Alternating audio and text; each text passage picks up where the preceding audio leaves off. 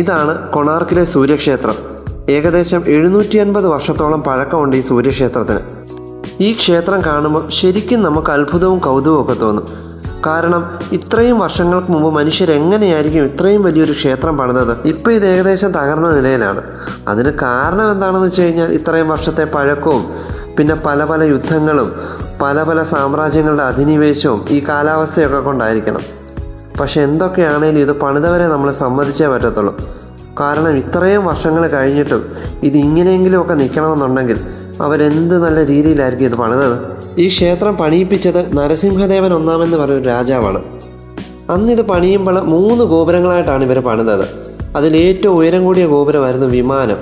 അവിടെയായിരുന്നു സൂര്യഭഗവാന്റെ പ്രതിഷ്ഠയും പൂജാകാര്യങ്ങളൊക്കെ നടന്നുകൊണ്ടിരുന്നത്.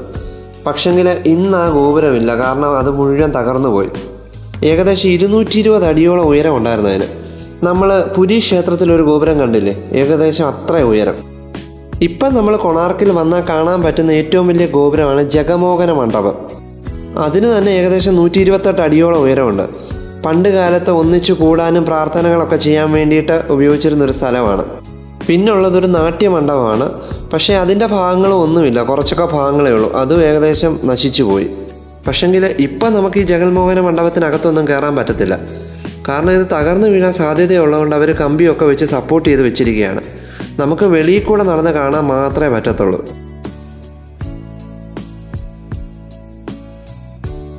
ഏകദേശം ഈ ഭാഗത്തായിട്ടായിരുന്നു ആ വിമാനം ഉണ്ടായിരുന്നത്. ആ 220 അടി ഉയരമുള്ള ഗോപുരം മുഴുവനും തകർന്നു പോയി.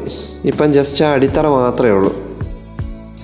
ഈ 3 ഗോപുരങ്ങളും ഒരു രഥത്തിൽ ഇങ്ങനെ വലിച്ചുകൊണ്ട് പോകുന്നതായിട്ടാണ് ഇവർ ഉണ്ടാക്കി വെച്ചിരിക്കുന്നത്. കാരണം സൂര്യൻ്റെ വാഹനം രഥമാണല്ലോ. സൂര്യൻ കിഴക്ക് നിന്ന് പടിഞ്ഞാറോട്ട് സഞ്ചരിക്കുമ്പോഴാണല്ലോ സമയം മാറുന്നത്. ഇവർ ഈ രഥം കൊണ്ട് ഉദ്ദേശിച്ചിരിക്കുന്നത് അത് തന്നെയാണ്.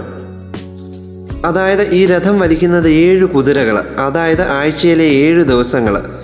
ഈ രഥത്തിനുള്ളത് 24 ചക്രങ്ങളാണ്. അതായത് ഒരു ദിവസത്തിലെ 24 മണിക്കൂർ.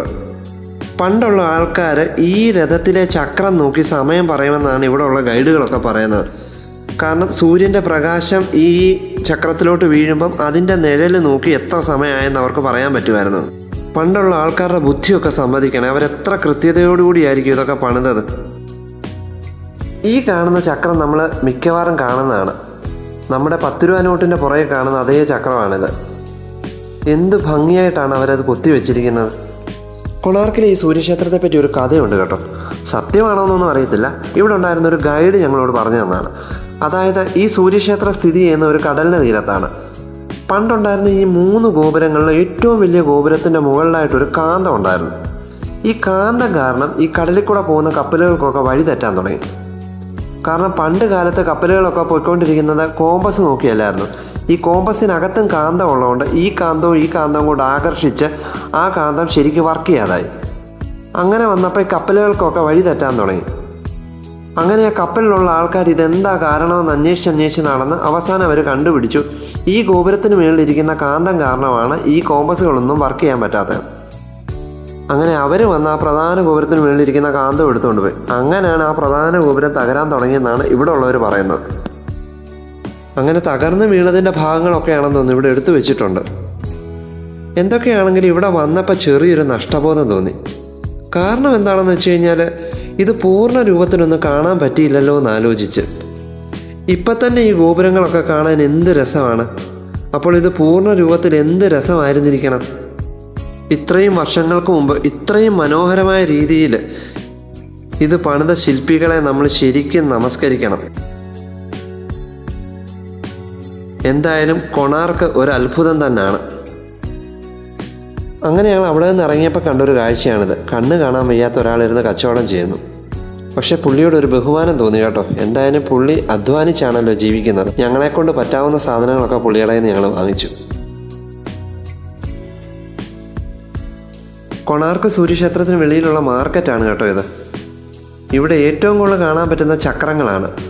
കല്ലിലും മാർബിളിലും ഗ്രാനൈറ്റിലും ഒക്കെ കൊത്തിയത്. കൊണാർക്കിലെ ഈ സൂര്യക്ഷേത്രം കാണുമ്പോൾ നമുക്കൊരു കാര്യം മനസ്സിലാകും. എത്ര വലിയ ഗോപുരങ്ങളായാലും അത് തകർന്നു പോകും.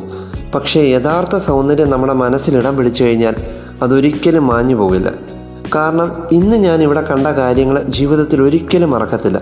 കാരണം അത്ര മനോഹരമായിട്ടാണ് ഈ കൊണാർക്കിലെ സൂര്യക്ഷേത്രം പണിതിരിക്കുന്നത്. നിങ്ങൾക്കും ജീവിതത്തിൽ എന്തെങ്കിലും ഒരു അവസരം കിട്ടുവാണെങ്കിൽ ഉറപ്പായിട്ട് നിങ്ങൾ ഇവിടെ വന്ന് ഈ സൂര്യക്ഷേത്രം കാണണം, ഇതിൻ്റെ ഭംഗി ആസ്വദിക്കണം.